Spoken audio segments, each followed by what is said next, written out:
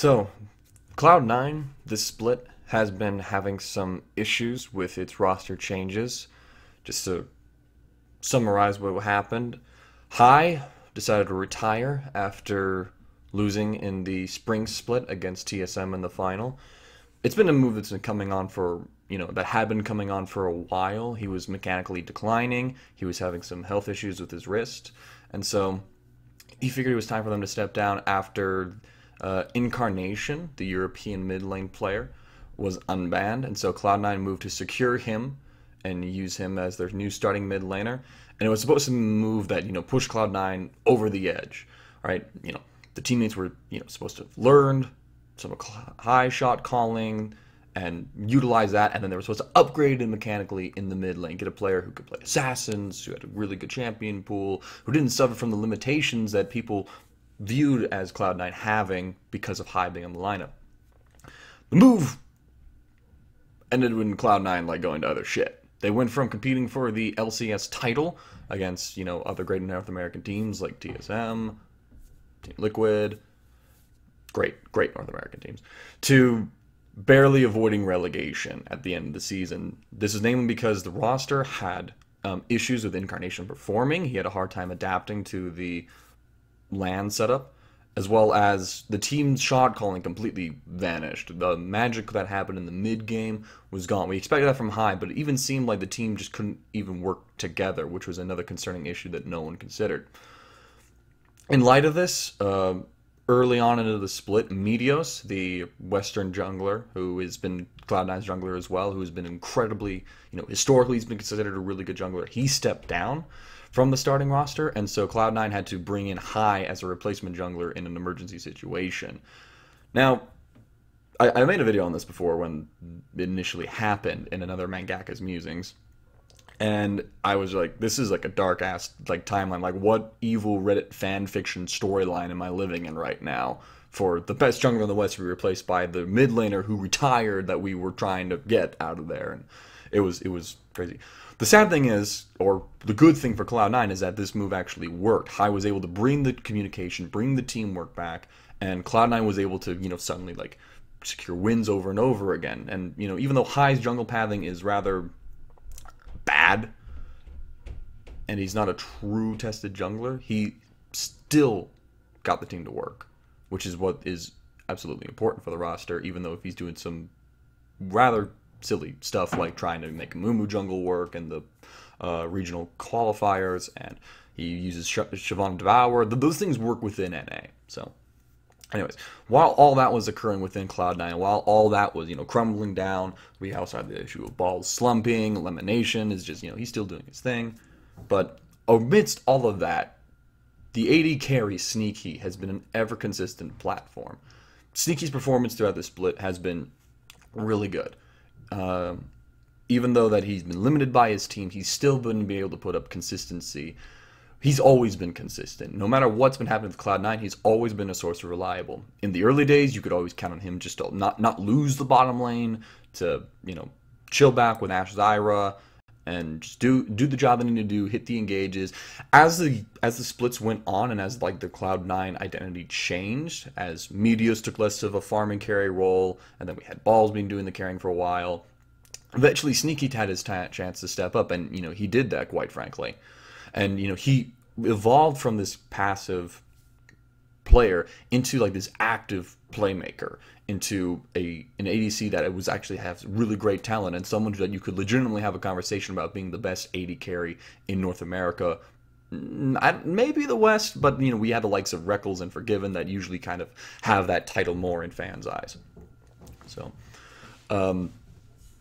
as far as Sneaky again goes, he's one could argue that he's probably the best player on Cloud9, aside from High with his shot calling and teamwork. The best mechanical player, I think, is what we'd be looking for, and how to describe Sneaky within the environment of Cloud9. Even though that this split has been incredibly rough for Cloud9, Sneaky has still put up really great numbers. He was the most involved in his team's kills. Once Incarnation finally got attuned to the role, Incarnation's damage was able to step up, and so he actually overshadowed Sneaky in terms of that. If you look on oracleselixir.com, shoutouts to you, Tim, if you look over there, you can kind of build up the stats for yourself, but the fact that Sneaky is the most involved in his team skills kind of shows that he was like the center of the team's playmaking. Or at least the center of the action, rather, whether it was people coming down to, whether he was because he was drawing pressure down onto him, and so, fights were starting up around him, and he had to be involved in the kills, or he was looking to make plays across the map.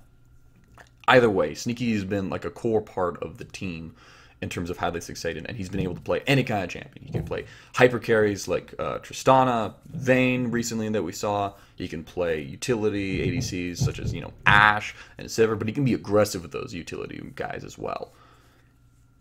In the regional qualifiers for Worlds, where Cloud9 made the wonderful Cinderella run, everyone had their own part into it. Incarnation particularly stepped up into this qualifiers, and he did an excellent job. But Sneaky was drawing pressure, like it was like beautifully insane.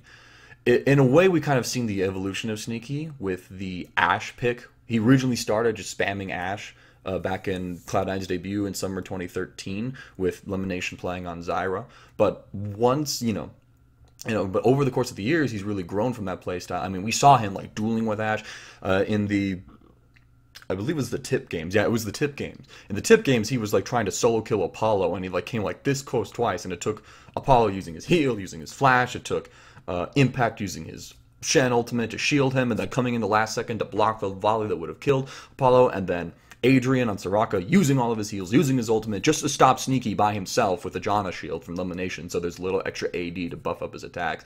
It took all of that just to stop Sneaky from killing him. I mean, Sneaky was just like, drawing incredible pressure for his team, which is huge. And again, in the Gravity series, actually, when he was playing Tristan the first couple of games, we saw him trying to make plays all the time. He would consistently try to assassinate the back line. He also did it in the Tip series, trying to jump in onto Gate in a couple of team fights.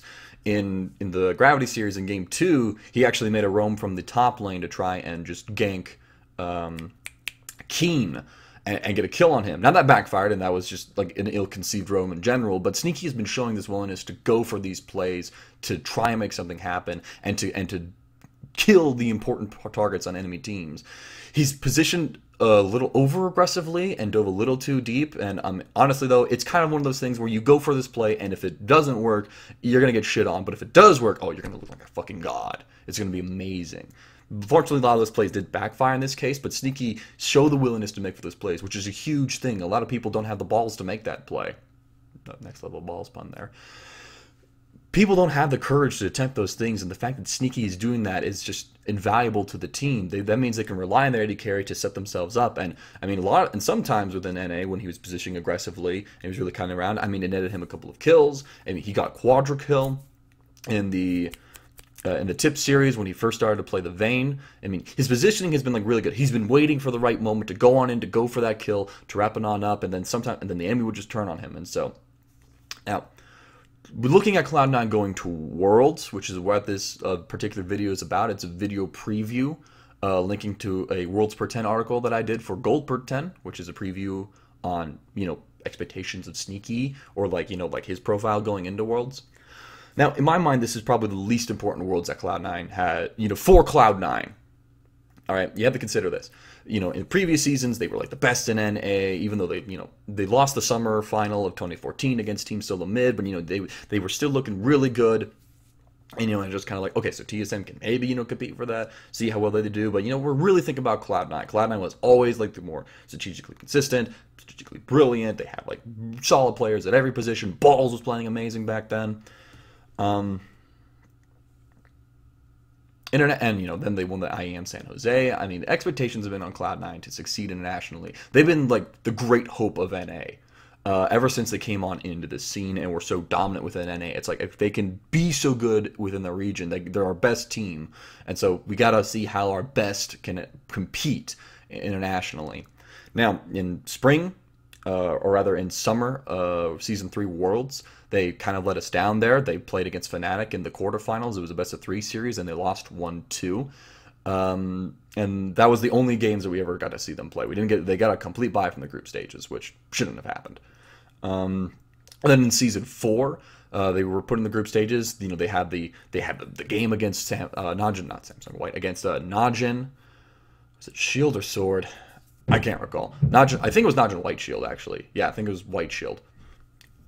they had the game against Najin where they won. There was the incredible rounds between them and Alliance. Alliance had the perfect game against Najin, but then they dropped a game to Kaboom, and then Cloud9 had to play the tiebreaker game, and they won that against Najin. I mean, they only won once against Najin. I referred to that at the first of that conversation.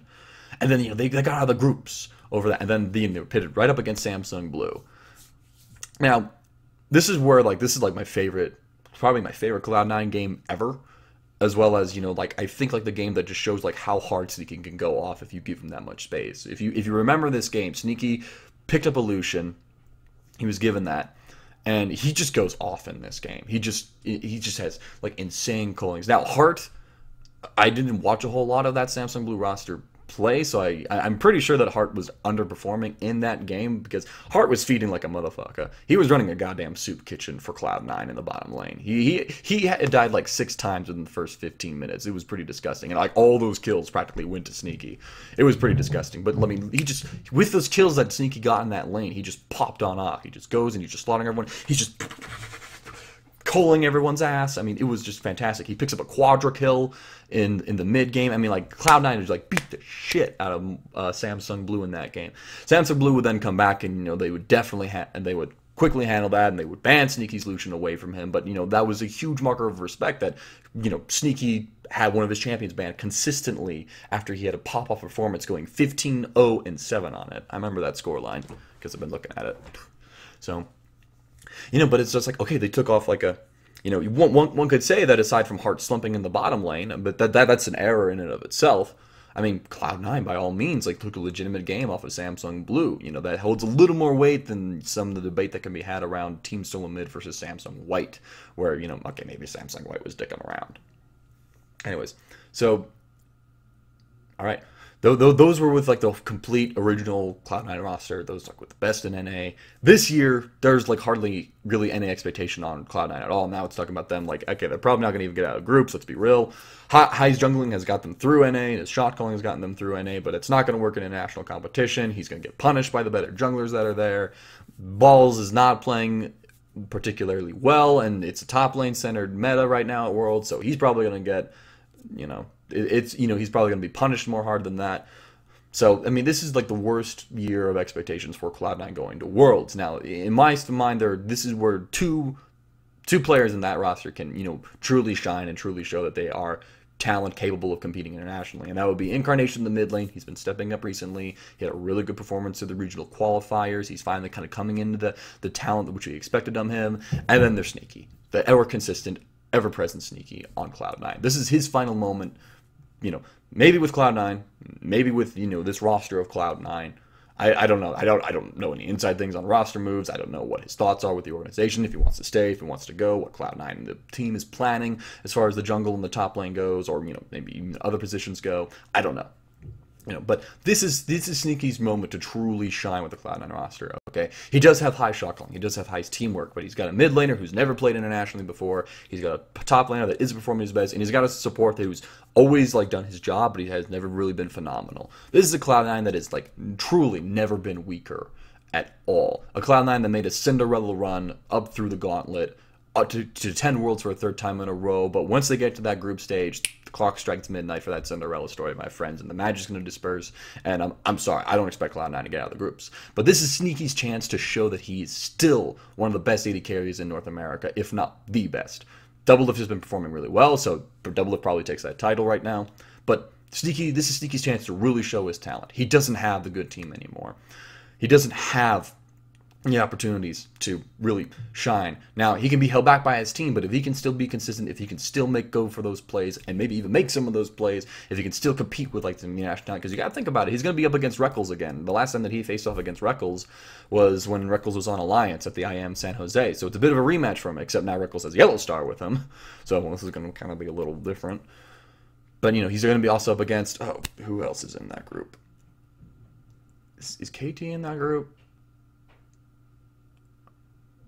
I can't remember all the groups right now. I want to say it's Fnatic, KT, and then I know it's AHK. No, it's Invictus Gaming. Excuse me. It's Invictus Gaming. It's the Chinese team. Yeah, KT is Group D, the group of death, if I recall. Anyways, he's going to be up against some, he's going to be up against Reckles again. He's going to be up against some, other fairly good bot lanes, to my knowledge. I mean, he's going to be up against a Chinese squad who's going to be like really good at skirmishing, assuming the Chinese meta stereotype, and he's going to be up against AHQ, who has a phenomenal bottom lane from what I've been told, or from what I remember. If I remember it correctly, I could be wrong. But if he can still be a valuable impact on that team, if he can stand out as like the best player on that team when no one else really can, if he can truly shine and keep Cloud9 in the games along with high shot calling, if he can keep Cloud9 in the game with his plays in this top 6 meta, I mean, then Sneaky's reputation as one of the best North American AD carries is solidified. Times have never been so dark for Cloud9, and so this is Sneaky's moment to shine the brightest that he ever could, to at least show the world that, hey, I am still, even if Cloud9 isn't relevant, I still am relevant when it comes to international competition. So, thank you guys for watching this video. Please go read the article. It's a very short read, about less than 600 words. Pretty much kind of encapsulates these other things. I point to a couple of examples within it on WorldsPer10. So thank you all for watching this. Really glad to have gotten this out. First piece in a while. So take care, guys. This has been Mangaka's Musings.